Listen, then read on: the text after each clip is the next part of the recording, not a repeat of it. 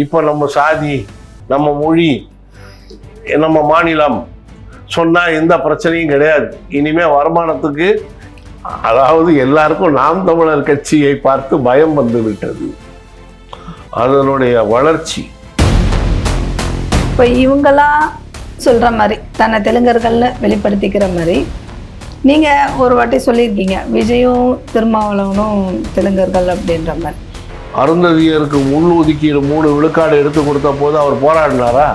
எப்படி சின்ன மேளம்ங்கிறது இசை வேளாளராக மாறியதோ அது மாதிரி தப்பிதமாக போய் ஏதாவது ஒன்று செஞ்சால் உடனே மேலேருந்து வந்துடும், தேவையில்லாமல் பண்ணுற, அப்புறம் கொடுக்கக்கூடிய ஒரு சீட்டு இல்லாமல் போயிடும் அப்படின்னு.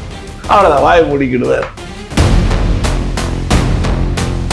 இந்தியாவிலேயே 100% விழுக்காடு மக்கள் தொகையிலே 85 விழுக்காடு தூய தமிழர்கள் கொண்ட ஒரே மாநிலம் தமிழ்நாடு தான். இவங்க மிஞ்சி மிஞ்சி போனால் 7 விழுக்காடு இருப்பாங்க தெலுங்கர்கள். அந்த தலைமைச் செயலகத்துக்குள்ளே போனீங்கன்னா அந்த தமிழனை பார்க்க முடியாது. முழுக்க மாற்று மொழிக்காரர்கள். முன்பு மலையாளிகள் நிறையவே இருந்தார்கள், இப்போது வெகுவாக குறைந்து விட்டார்கள். ஆனால் தெலுங்கர்கள் மட்டும் குறையவே இல்லை. என்னை கேட்டால் கூடிவிட்டார்கள் என்று கூட சொல்லலாம். நீங்கள் தெலுங்கானா ஆந்திரா பிரியும் போது சந்திரசேகர் ராவ் தெளிவாக இருந்தார். நீ தெலுங்க, நானும் தெலுங்க, ஆனால் நீ ஆந்திராவை சேர்ந்தவன், நான் தெலுங்கானாவை சேர்ந்தவன்.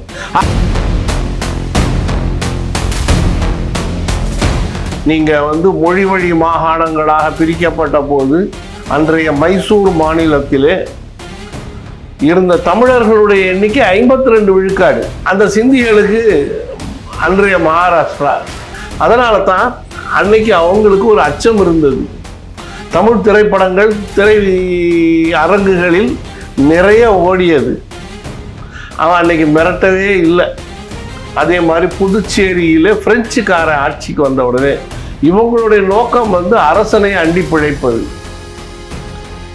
அப்போ அன்றைக்கு ஆட்சியில் இருந்த ஆங்கிலேயனிடம் எல்லா இடங்கள்லேருந்தும், உதாரணமாக ராஜமந்திரியிலேருந்து வருவாங்க, கடப்பாலேருந்து வருவாங்க, இங்கே இதான் தலைநகர். இல்லைன்னா புதுச்சேரியில் அங்கே தெலுங்கர்கள் இருக்க வேண்டிய அவசியமே கிடையாது.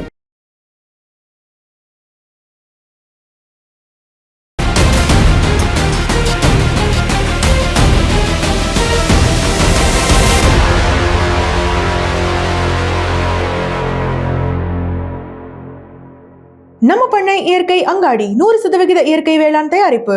தொடர்புக்கு 87 54 44 92 99. உலகில் எங்கு பிறப்பினும் தமிழ் கற்கலாம், கற்பிக்கலாம். Learn and teach Tamil from worldwide. avayarpaadasali.org. TN media நேயர்களுக்கு வணக்கம். இன்று நம்மோடு தமிழர் ஆட்சி கட்சி நிறுவன தலைவர் ஐயா வெற்றிவேல் சந்திரமோகன் அவர்கள் இணைந்துள்ளார். அவரோடு பேசுவோம். ஐயா வணக்கம். வணக்கம்.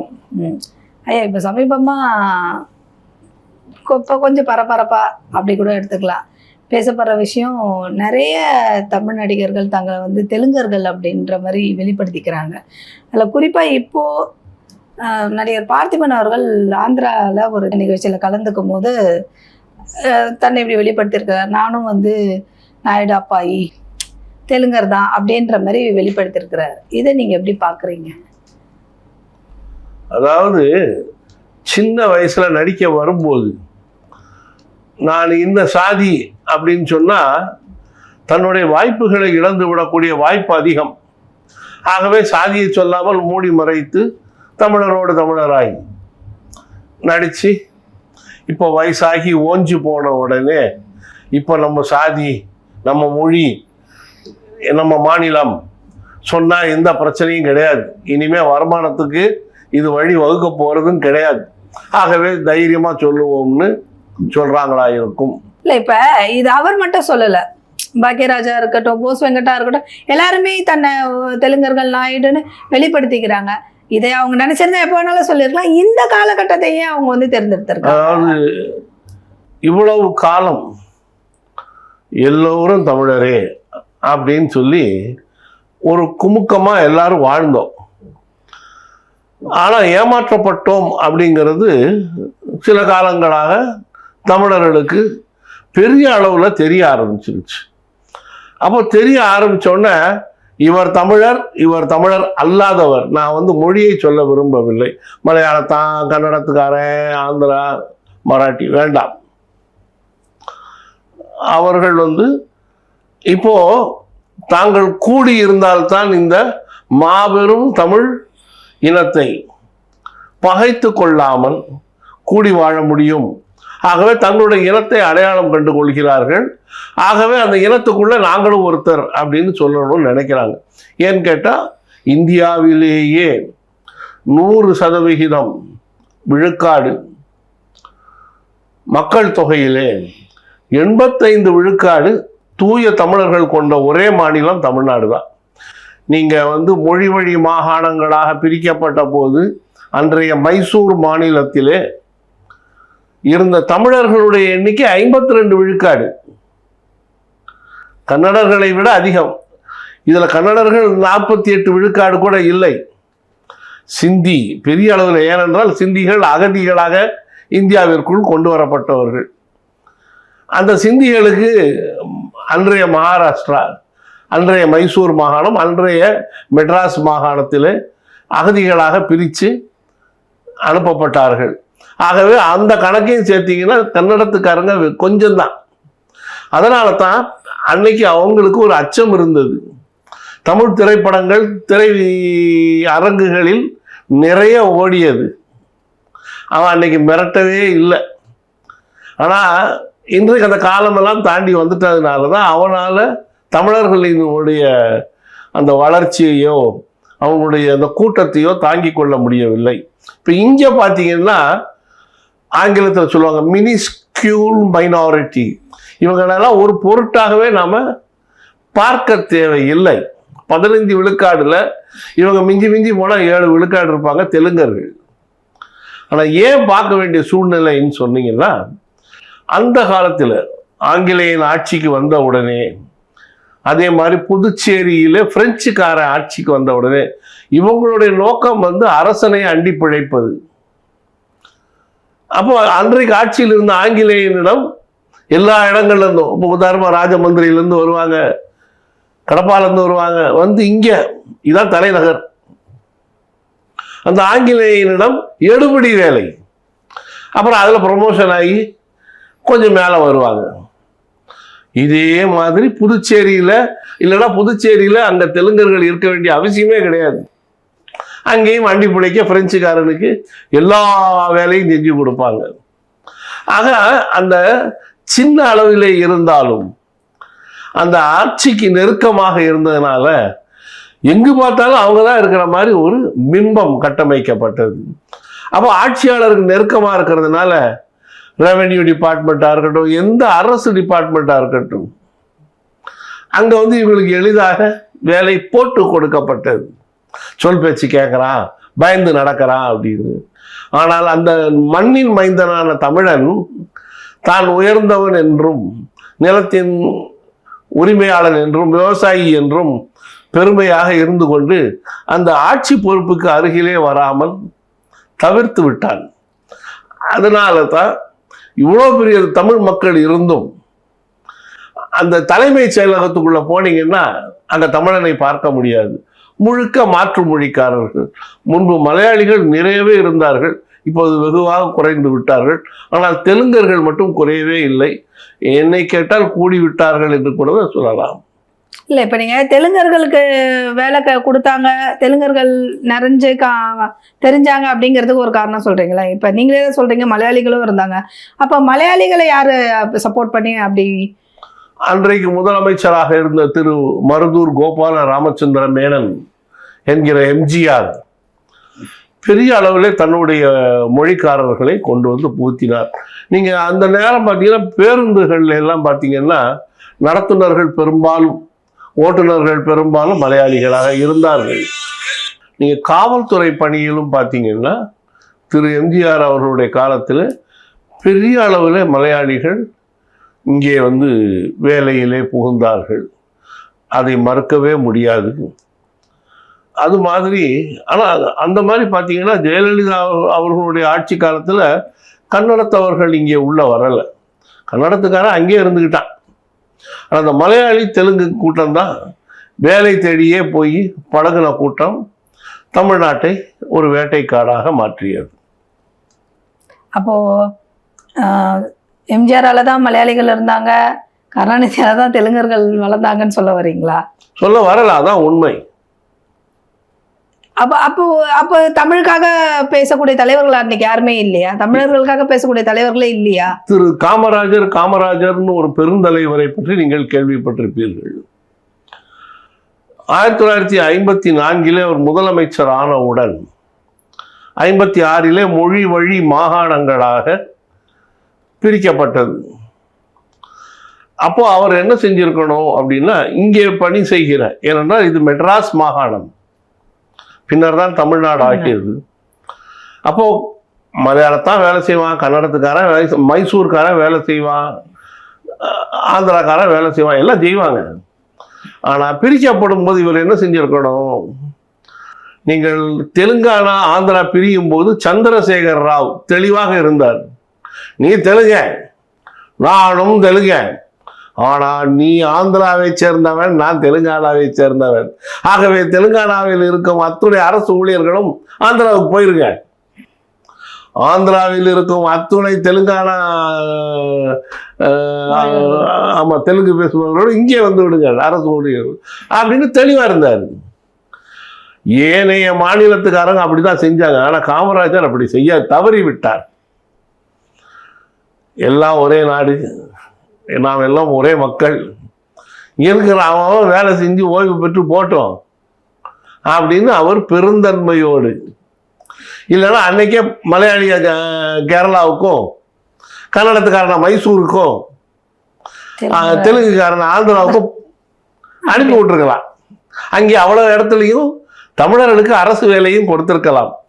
நாம் பெரிய மனசோடு எல்லாரையும் வாங்க நல்லா இருக்கேன்னு சொல்றதுனால தான் இன்றைக்கு நாம் பல சிக்கல்களை சந்தித்து கொண்டிருக்கிறோம். இன்னைக்கு வரைக்குமே அப்படித்தானே இருக்காங்க தமிழர்கள். யாரையுமே நீங்க வேற்றுமொழி ஆளுங்க, வேற வெளியில இருந்து வந்தவங்கன்னு பாக்குறது இல்லையே. அந்த விதத்துல நாம ரொம்ப பாராட்டணும்னா, இந்த ஓடக்கார பன்னீர்செல்வம்னு ஒருத்தர் முதலமைச்சரா இருந்தார், ஞாபகம் இருக்கா? டெல்லியில எங்க கேட்டாலும் போய் கையெழுத்து போட்டு கொடுப்பாரு. அவர்கிட்ட வந்து அசாம், மேகாலயா, மணிப்பூர், நாகாலாந்து, அருணாச்சல் பிரதேஷ், சிக்கிம், இன்னும் என்னென்ன மாநிலம் மிச்சம் இருக்கோ அத்தனை பேருக்கும் தமிழ்நாடு அரசு வேலைகளிலே வேலை கொடுக்கலாம் அப்படின்னு சொல்லி நீங்க வந்து ஒரு சட்டம் போட்டு கொடுத்துருக்கேன்னு போட்டு கொடுத்தாருல. யார் வேண்டுமானாலும் தமிழ்நாட்டிலே அரசு வேலை செய்யலாம். என்னன்னா ஒரு கொசுறு கிளாஸ்ன்னு சொல்லுவாங்க. உங்களுக்கு தமிழ் தெரிந்திருக்க வேண்டும், அதுவும் பணி சேர்ந்து 2 ஆண்டுகளுக்குள்ள நீங்க படிச்சிடணும். முடிஞ்சு போச்சே நம்ம கதை. இல்ல அப்படி பார்த்தா அவர் அன்னைக்கு அதிமுக கட்சியில தானே இருந்தாரு. அன்னைக்கே அதை சேர்ந்த தலைவர்கள் அதை எதிர்த்து கேட்கல. அதாவதுங்க, ஆட்சியில் இருக்கிற முதலமைச்சரை எதிர்த்து யாருமே என்னைக்குமே கேள்வி கேட்க மாட்டாங்க. புரட்சி மக்கள் இருந்தா வரணுமே தவிர கட்சியில இருந்து வராது.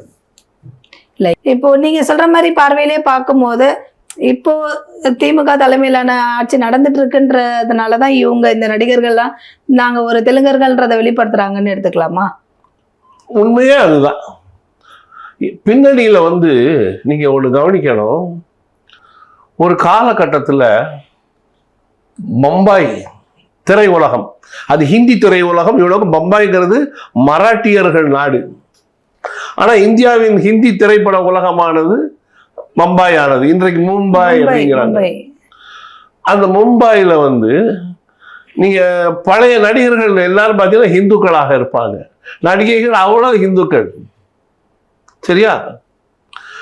அப்புறம் அந்த இதுக்கு நிதி கொடுக்கணும் இல்லையா? படம் எடுக்கணும்னா கருப்பு பணத்தை வச்சு தான் படம் எடுக்கிறாங்க. யாருமே வங்கியில் போய் கடன் வாங்கி படம் எடுக்கிறது இல்லை, எடுக்க முடியாது. அப்போ அந்த கருப்பு பணம் எங்கேருந்து வருது அப்படின்னா ஒரு குறிப்பிட்ட சோர்ஸ்ல இருந்து வருது.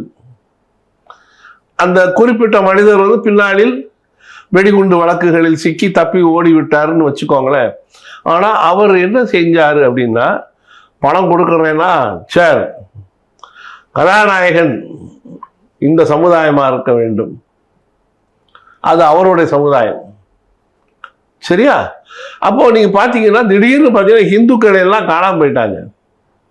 இந்து அல்லாதவர்கள் எல்லாரும் கதாநாயகனா வந்து இன்னைக்கு வரைக்கும் அவங்க தான் இருக்காங்க. இப்போ இந்த பாரதிய ஜனதா கட்சி டெல்லியில வந்ததுக்கு அப்புறம் தான் இது நாங்க வந்து 40 வருஷம் உணர்ந்துட்டோம். அவங்க அப்படியே மெல்ல மெல்ல வடிகட்டி இப்போ மீண்டும் அந்த பம்பாய் திரை உலகம் அல்லது மும்பை திரை உலகம் வந்து இந்துக்கள் வசமாக மாற ஆரம்பிச்சிருக்கு. அதே மாதிரி தமிழ் திரை உலகமானது அந்த பெரும் பணம், நீங்கள் தமிழ்நாட்டு விவசாயி பார்த்தீங்கன்னா ஏழை எளியவனாக இருப்பான், அன்றாட சாப்பாட்டுக்கு ஓடிக்கிட்டு இருக்கோம், விற்று நல்ல காசு வந்தால் போதும்னு நினைப்பான். அவன் கொண்டு போய் அந்த பணத்தை முதலீடு பண்ணுற அளவுக்கு அவனுக்கு வருமானம் இருக்காது. ஆனால் ஆந்திராவில் அப்படி அல்ல. நீங்கள் பார்த்தீங்கன்னா புகையிலை பெரும்பணம், மிளகாய் வத்தல் பெரும்பணம். அந்த பெரும்பணம் பூரா அவங்களுக்கு வந்து நல்ல நீர் ஆதாரம் இருக்கிறதுனால பெரிய அளவில் அவங்க வந்து காசு சேருது. அவங்க வந்து அப்படியே மெல்ல மெல்ல மெல்ல மெல்ல அதை முதலீடு கொண்டு வர்றாங்க. அப்படி கொண்டு வரப்படும் பணமானது திரை உலகத்துக்குள்ளேயும் வருது.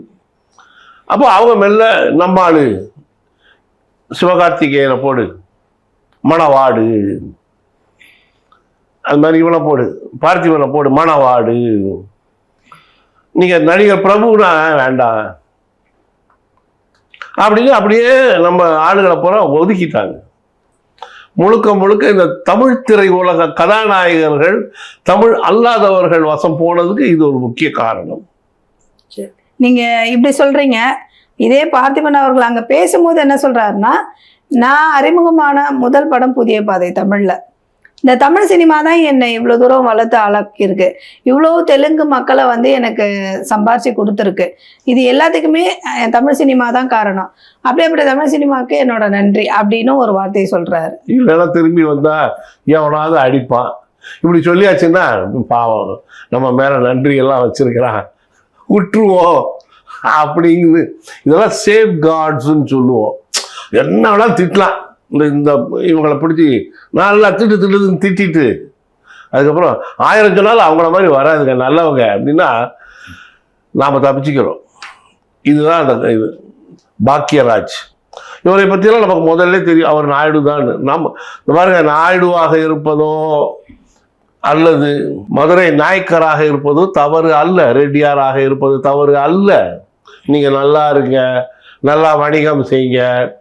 ஆனால் உங்களுடைய கடைசி கட்ட சிந்தனை என்னவாக இருக்கு அப்படின்னா ஆட்சிக்கு வரணும், கொள்ளையடிக்கணும்.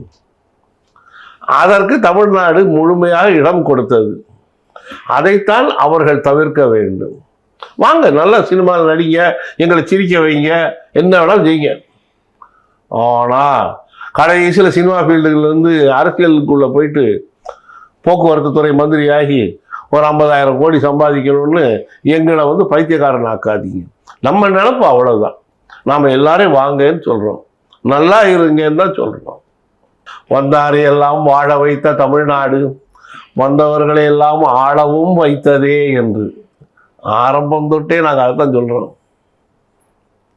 இப்போ நாம் தமிழர் கட்சியை சேர்ந்த சாட்டை அவர்கள் வந்து இவங்களுடைய இந்த பதிவுகளை அவர் ஒரு பதிவு போட்டிருக்காரு. என்னன்னு பார்த்தீங்கன்னா, இவங்களா தன்னோட எண்ணத்தை வந்து வெளிப்படையாக சொல்றதுக்காக பாராட்டலாம், அதே நேரம் மறக்காம இருக்கிறாங்கன்றதுக்கும் இந்த தன்னுடைய இனத்தை மறக்காம இருக்கிறாங்கன்றத நினைக்கும்போது ரொம்ப சந்தோஷமா இருக்கு அப்படின்ற மாதிரி ஒரு பதிவு போட்டிருக்கிறாரு. இதை நீங்க எப்படி பாக்குறீங்க?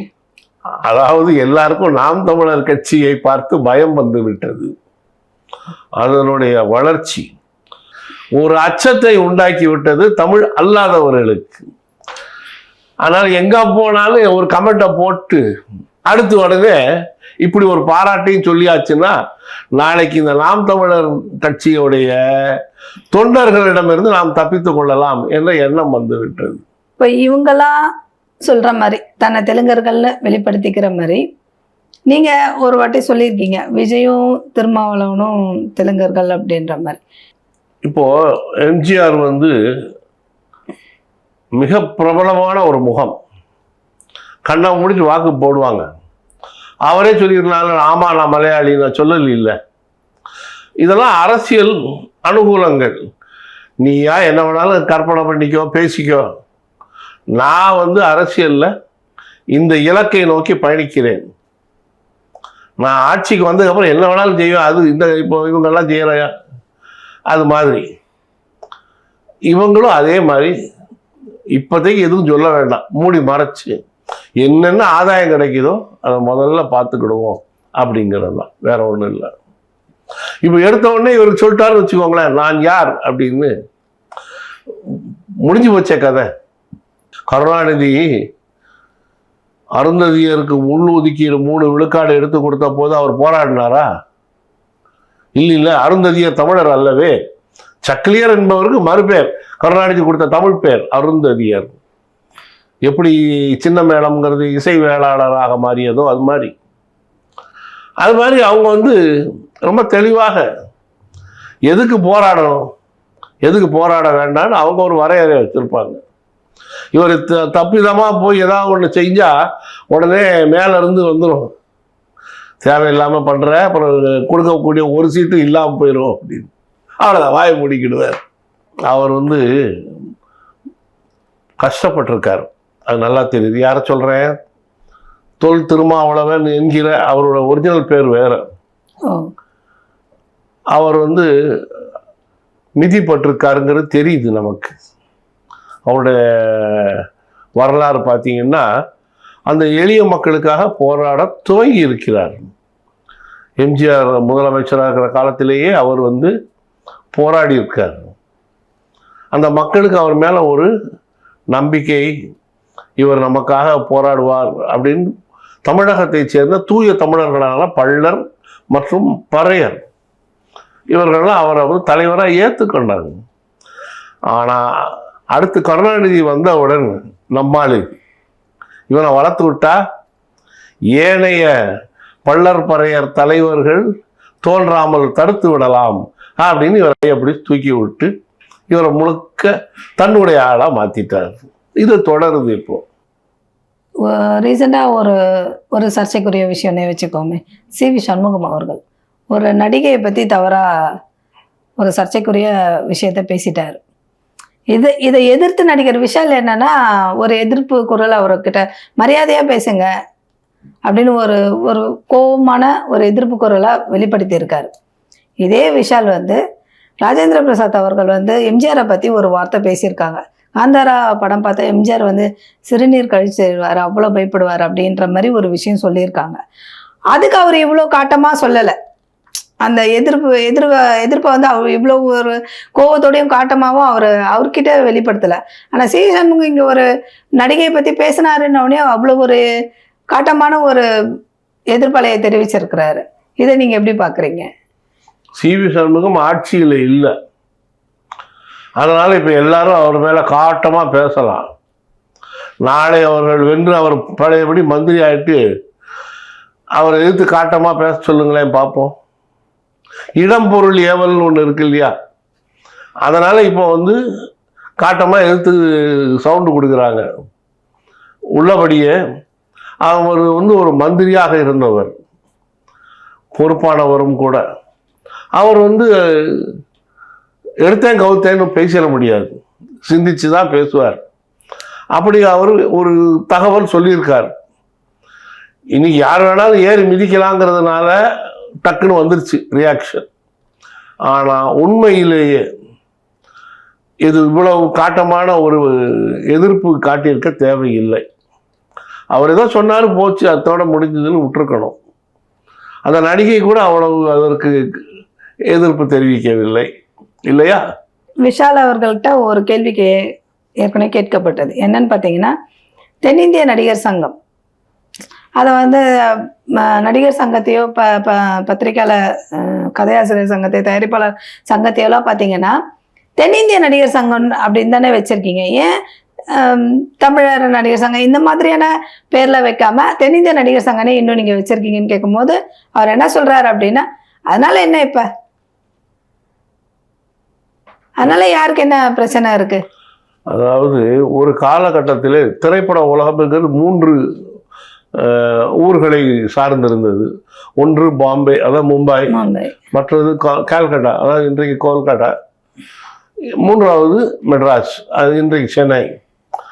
அப்போ அந்தந்த ஊர்களில் நீங்க ஒரு நேரம் பார்த்தீங்கன்னா கேரளாவில் உள்ள படம் எடுக்கிறதுக்கு கல்கட்டா போவாங்க. தமிழ்நாட்டுக்கார ஆரம்ப காலகட்டத்தில் பார்த்தீங்கன்னா 2ஆம் உலக போரின் போதெல்லாம் கல்கட்டாவில் போய் தான் படம் எடுத்துட்டு வந்துடுவாங்க. அப்படி இருந்த காலத்தில் இந்த தென்னிந்தியா அப்படின்னு சொன்னால் கன்னடத்துக்காரன், தெலுங்குக்காரன், மலையாளத்துக்காரன், குறிப்பாக தெலுங்கு, அவ்வளோ படங்களும் எடுக்கப்பட்டது இந்த மெட்ராஸில் தான். அப்போ சவுத் இந்தியா அப்படிங்கிறது தமிழ்நாடு தாங்கிற மாதிரி ஒரு பிம்பம் இருந்தது. அதனால பேர் சூட்டப்பட்டது, அது நியாயமானதும் கூட. இப்போ அவன் கேரளா ஃபிலிம் அசோசியேஷன் வச்சுக்கிட்டு இருக்கான், அவன் அங்கிட்டு கன்னடா ஃபிலிம் அசோசியேஷன் இருக்கு, இங்கிட்டு தெலுங்கு ஃபிலிம் அசோசியேஷன் இருக்கு. அப்படிங்கும்போது தமிழ்னு மாற்ற வேண்டியது நியாயமான ஒரு கோரிக்கை. அதை இவன் மறுக்கிறான்னா அவன் தமிழன் இல்லை என்பதால் மறுக்கிறான், அவ்வளவுதான். இல்ல அடுத்தவங்க அவரை கேட்டிருக்காங்க, நீங்க தமிழர் தானே அப்படின்னு கேட்கும்போது அதையெல்லாம் நிரூபிக்க வேண்டிய அவசியம் எனக்கு கிடையாது அப்படின்னு இருக்காரு. தேவையில்லை. அதனாலதான் அவங்க நாங்கள் சினிமா விட்டே துரத்திட்டோம். அது நடிக்கிற படம் எதுவுமே ஓடாதது காரணம் அதுதான். தமிழரை எதிர்த்து இனிமேல் யார் வாயை திறந்தாலும் தவறாக கண்டிப்பா அவங்க ஓரங்கட்டப்படுவார்கள். சரி, அதுதான் நாங்க கேட்கிறோம். அப்ப பேசினாதான் நீங்க ஓரம் கட்டுவீங்க, இல்லைன்னா வாழ வைப்பீங்க. இல்லைன்னா நாம தான் சொல்லிட்டோம்ல, வந்தாரையெல்லாம் வாழ வைத்த தமிழ்நாடுன்னு. பிழைக்க வர்ற யார் வேணாலும் வரட்டும். இப்போ சாலை போடுவதற்கு பீகார்ல இருந்து வர்றான், செய்யட்டும். தச்சு வேலை செய்யறதுக்கு வங்காளத்துல இருந்து வர்றான், செய்யட்டும். அரசு வேலையில தான் கை வைக்காதேங்கிறோம், எங்களை ஆட்சி செய்யாதேன்னு தான் சொல்றோம், அவ்வளவுதான். உங்களுடைய எதிர்ப்பு எங்களை நீ ஆளக்கூடாது, அவ்வளவுதான். இங்க வாழ்ந்துக்கலாம். ஆமா, வாழ விட்டாலே கொஞ்சம் கொஞ்சமா ஆக்குபை பண்றாங்கல்ல. அதாவதுங்க, நம்முடைய அரசியலமைப்பு சட்டம் 100 தடவைக்கு மேல மாற்றப்பட்டு விட்டது, தெரியுமில்ல உங்களுக்கு? அமெண்ட்மெண்ட்ஸ் டு த கான்ஸ்டிடியூஷன் அப்படிம்பாங்க. அந்த அரசியலமைப்பு சட்டத்தில் முக்கியமாக கண்டிப்பாக கொண்டு வர வேண்டிய ஒன்று, அது தானாகவே நடக்கும் ஒரு காலத்திலே. என்னன்னா, அந்தந்த மாகாணத்திலே அந்தந்த மொழிக்காரன் மட்டும்தான் வாக்களிக்கலாம், அரசு வேலையில் இருக்கலாம், நிலம் வாங்கலாம் என்று. நீங்க வங்காளத்தை சுற்றி வந்தீர்களா? நான் சுற்றி வந்திருக்கிறேன். அந்த பீகார்காரன் முழுக்க தரைமட்டத்தில் உள்ள வேலைகளை பூரா எடுத்துக்கிட்டான். மார்வாடி அங்க நிலபலன்களை பூரா வாங்கிட்டான். அழகு அழகு பழைய வங்காளிகளுடைய பங்களோஸ், பெரிய பெரிய பங்களாவா இருக்கும், எல்லாம் மார்வாடி வாங்கிட்டான்.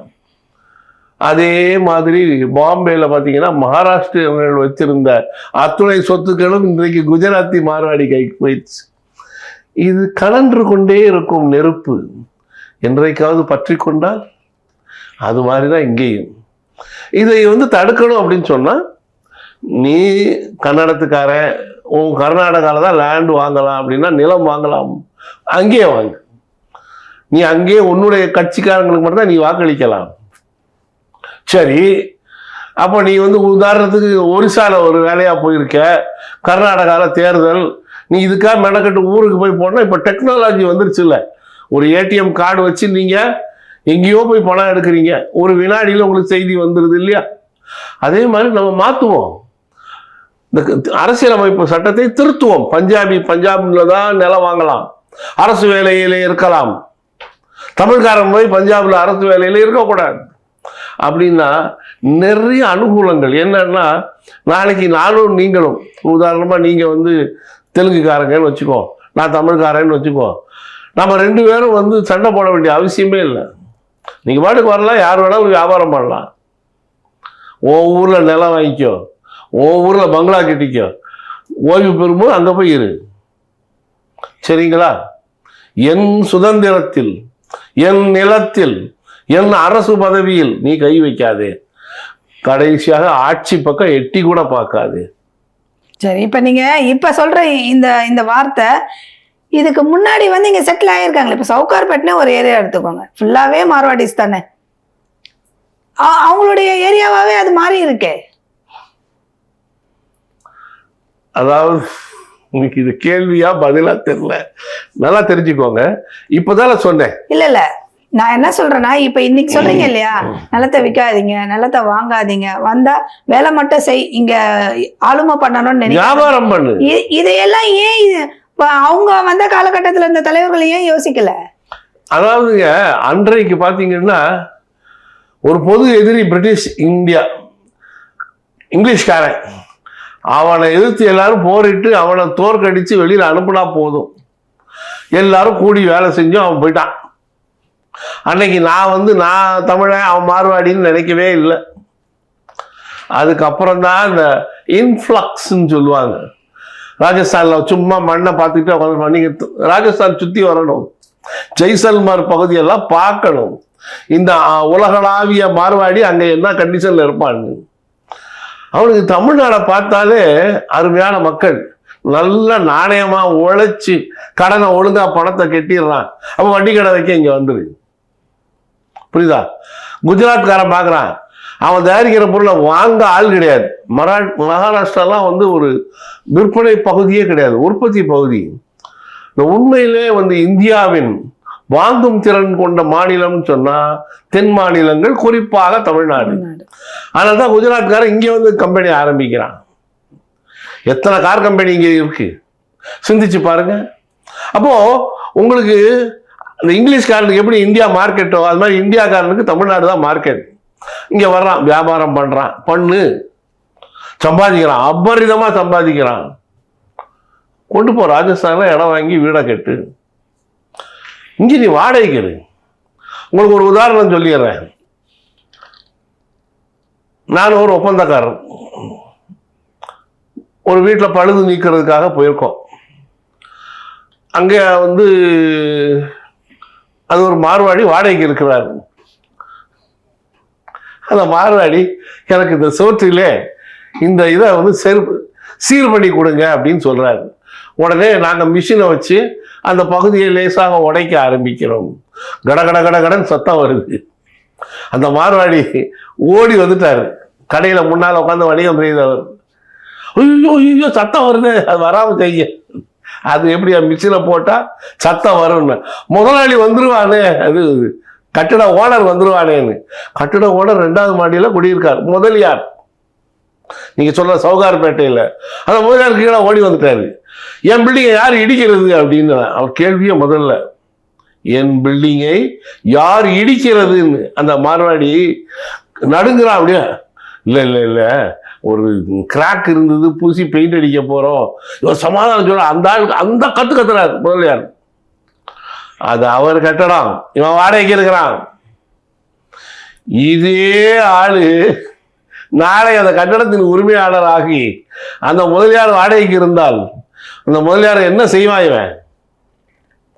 இல்லையா?